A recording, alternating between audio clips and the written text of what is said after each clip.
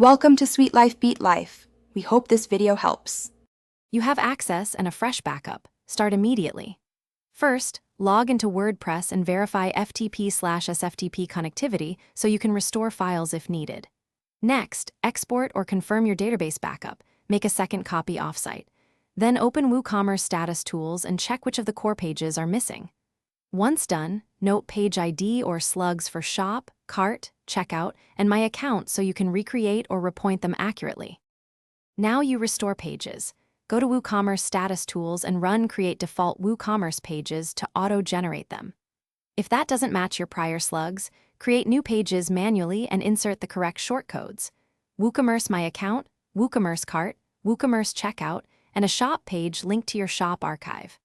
After assigning pages in WooCommerce Settings Advanced, flush permalinks by visiting Settings Permalinks and saving. Make sure templates and theme override. Finish by testing.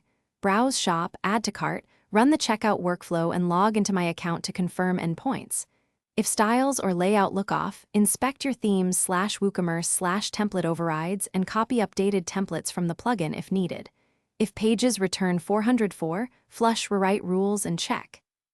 Access via FTP, revert to default permalinks, then resave. One key troubleshooting tip: if issues persist, temporarily disable plugins and switch to a default theme to isolate conflicts before restoring customizations. Thanks for watching. Consider subscribing if we helped you.